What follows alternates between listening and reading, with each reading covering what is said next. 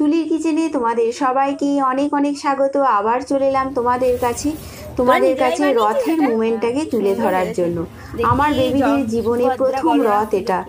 আমি এখন রয়েছি বাপের বাড়িতে রয়েছি, আর এখন দেখো আমাদের এখানে না প্রচুর রথ আসে। বাচ্চা বাচ্চা ছেলে মেয়েরা রথ তৈরি করে, আমার ছোট ছোট ভাই বোনেরা, ভাইপো ভাইজিরা সব রথ করে, ভীষণ ভালো লাগে। আর আমাদের বাড়িতে নিয়ে এসছে, আর এখানে দেখো আমার বৌদি মানে আমার ছেলের মামি ডার্লিং দেখো তাদের রথ টানাচ্ছে, মানে তারা দাঁড়াতে পারছে না, মানে মামি ডার্লিংও মানে ছাড়বে না, রথ টানিয়েই ছাড়বে। এটা হচ্ছে আমার ছেলে, দেখো রথ টানছে, আমার মা পাশে দাঁড়িয়ে রয়েছে, দেখছো কি সুন্দর রথ টানছে।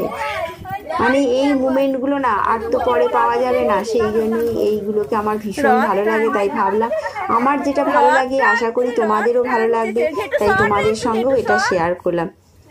দেখো রথ টেনেই চলেছে, মানে বাচ্চা মানুষ কি সুন্দর লাগছে দেখো, আমার তো ভীষণ ভালো লাগছে।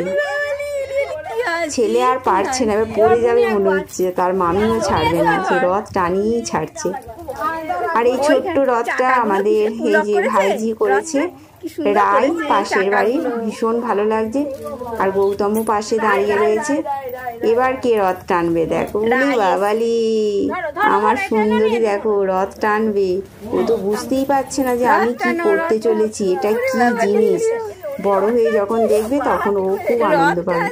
রথ টানছে, জয় জগন্নাথ, ওরে বাবারে দেখো তোমাদের ভীষণ ভালো কেমন লাগছে, কিন্তু অবশ্যই তোমরা কমেন্ট করে জানিও।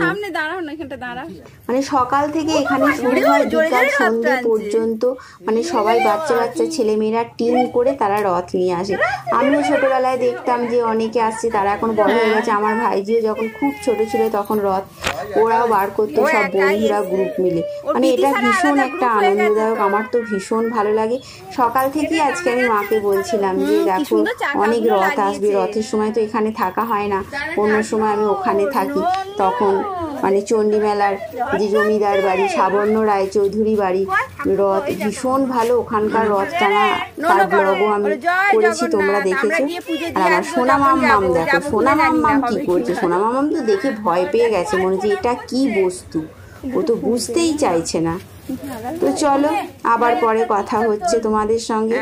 সকাল থেকেই এখন এই পর্ব চলবে, আজকে সারা দিন ধরে চলবে। আর এই দেখো আবার একটা অন্য গ্রুপ এসছে, এটা মনে হয় পুবপাড়া থেকে এসছে সম্ভবত।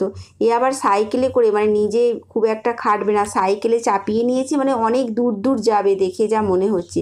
আর এই রথ কিন্তু সবাই হাতেই তৈরি করে, কি সুন্দর করেছে দেখো। দুটো গ্রুপ এসছে, ওই যে দূরে আর একজন, এই দেখো এরা হচ্ছে অন্য গ্রুপ, তিনটে গ্রুপ এসছে। আর একটা দেখো আর একটা রয়েছে, ছোট্ট রথ রয়েছে, এইটাও খুব সুন্দর হয়েছে। আর এই যে এই একটা ছোট্ট রথ, মানে রথে মানে রথের দিন আর রাস্তায় হাঁটা চলা করা যায় না, এত রথ বেরোয়। আর আজকে তো আমাদের বাড়িতে অনেক রথ এসছে, অনেক দিন ধরে দেখা হয়নি। আর আমিও খুব মানে আশা করেছিলাম সকাল থেকে যে রথ আসবে, রথ দেখবো। এই দেখো এই ছোট্ট খুদে এই রথটা তৈরি করেছে, দেখে মনে হচ্ছে যেন বোধহয় কোথাও কিনে এনেছে, তাই না? দেখো আমার তো খুব ভালো লাগছে দেখে। দেখো মামি ডার্লিং তাদের নিয়ে কি করবে সেটা বুঝতেই পারছে না, এই রথ দেখাচ্ছে ওই রথ দেখাচ্ছে। আমার বেবিদের লাইফে প্রথম রথ এটা। এখানে রথটাকে বসানো হয়েছে, আর দুই পাশে আমার ছেলে আর মেয়েকে বসিয়ে ফটো তোলা হবে, মানে ওরাও বসতে পারছে না আর আমাদের বাড়ির লোকজনও ছাড়বে না। এই যে ছোট ছোট খুদে এরা তৈরি করেছে দেখো, এই যে লাল গেঞ্জি পরে রয়েছে, গোলাপি গেঞ্জি, বিতিশা এটা। আর এখানে দেখো, এখানে রথ দেখার পর আমাদের বাড়িতে চলছে আইসক্রিম খাওয়ার পর্ব। গৌতম খাইয়েছে, সবাই এখন আইসক্রিম খাচ্ছে। তো আমার মেয়ে আর ছেলেই বা কেন বাদ যায়, যতই ওরা খুদে হোক, আমার মা সেই মুখে একটু একটু করে দিয়ে দিচ্ছে। আমি বারণ করছি তাতেও মা শুনছে না। আর ছেলে দেখো নিজের কাজ নিয়ে বড্ড বেশি ব্যস্ত, এত ডিসিপ্লিন ম্যান আমার ছেলে, পরে তোমাদের সঙ্গে সেগুলো শেয়ার করব। আমাদের কাউকে খেতে দিচ্ছে না। আর এখানে দেখো গৌতম খাচ্ছে, পাশে রয়েছে ছোদ্দা, সবাই মিলে আইসক্রিম খাওয়া হচ্ছে এখানে। আর তারপর দেখো আমার ছেলে মেয়ের বদমাইশি শুরু হয়ে গেছে, তুরন্ত বদমাইশি যাকে বলে। গ্যাসের সিলিন্ডারটাকে ওরা ফেলবে তবে ছাড়বে, মানে ভর্তি সিলিন্ডার এটাকেও ওরা মানে মানে নড়নচড়ন করিয়ে দিচ্ছে, এত ভারী সিলিন্ডারটাকেও নড়াতে পারছে। এই দেখো মেয়ে আর ছেলে সারা দুপুর এই কাণ্ড করে, ওদেরকে রাখা দেয়, ঘুম তো চোখে নেই, ঘুম ওদের চোখে নেই, সর্বদাই এটা বদমাইশি করে। দেখো বিসলারির জারটাকে নিয়ে কি করছে, দাঁতে করে, দাঁত একটু একটু গজিয়েছে, সেই দাঁতে করেই বিসলারির সিল কেটে ফেলছে।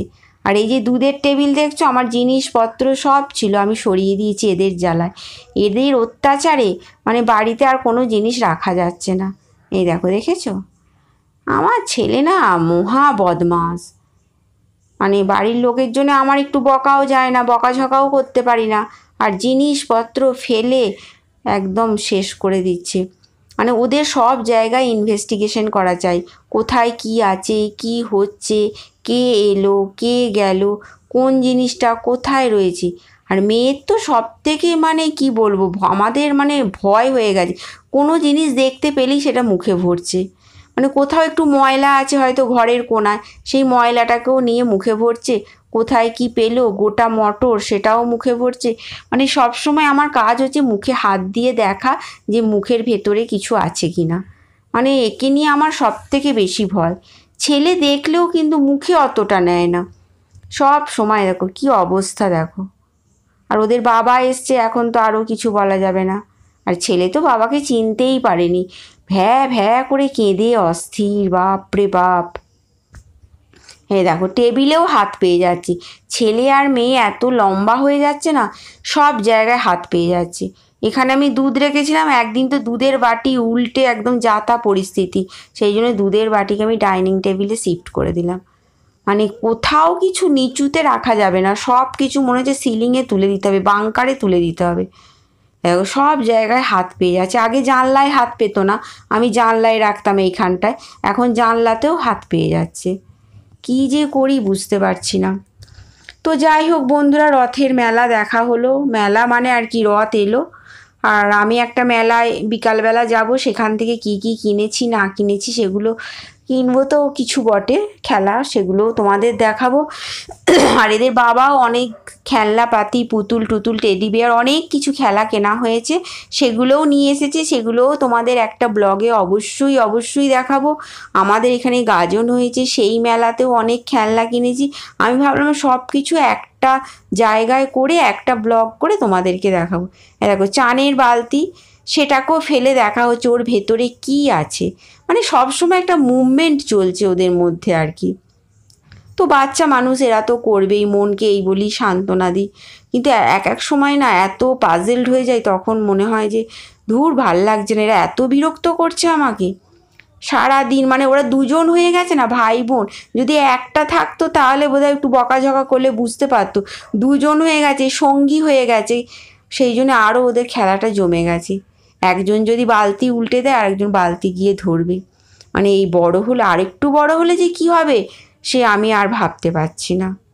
তো বন্ধুরা তোমাদের সঙ্গে এদের খুনসুটি শেয়ার করলাম, আমার মনে হয়েছিল যে শেয়ার করি। আর দেখতে দেখতে প্রায় 10 মাস 11 মাস হয়ে গেল, আর বার্থডেও চলে এসছে এদের, সেই বার্থডেতে কী হবে সেটা এখন তো আমি নিজেও জানি না, প্ল্যানিং নিশ্চয়ই হবে, ওর বাবা এসছে প্ল্যানিং তো করবই, পরে দেখা যাবে। আর দেখো দেখতে দেখতে এরা বসতেও শিখে গেল, মানে যখন হয়েছিল কত ছোট ছিল, মানে বসতে শিখে গেল, প্রথমে হামা দিল, তারপর বসতে শিখলো, এখন এবার দু একটা করে কথা বলতেও শিখছে। আর মেয়ে তো মানে দেওয়াল ধরে ধরে সারা বাড়ি চড়ে বেড়াচ্ছে, এই দেখো প্রচণ্ড সাবধানী, এর কিন্তু কোথাও লাগে না, ধীরে ধীরে হাঁটবে, ধীরে ধীরে বসবে। এ দেখো এক পা করে আমার সোনা মাম্মাম যাচ্ছে, দেখছো মাম্মাম যা দেখে নিল, যদি পড়ে যাও, আস্তে করে পড়লো দেখছো, আবার একটু হামা দিয়ে আবার যেখানে সাপোর্ট পাবে আবার সেখানে দাঁড়িয়ে পড়বে, এইভাবেই কিন্তু আমার মনে হচ্ছে মেয়েই বোধহয় আগে হাঁটতে শিখবে ছেলের থেকে, দেখা যাক কে আগে হাঁটতে শেখে। তো চলো বন্ধুরা আজকের মতন টাটা, পরে আবার দেখা হচ্ছে অন্য ব্লগে।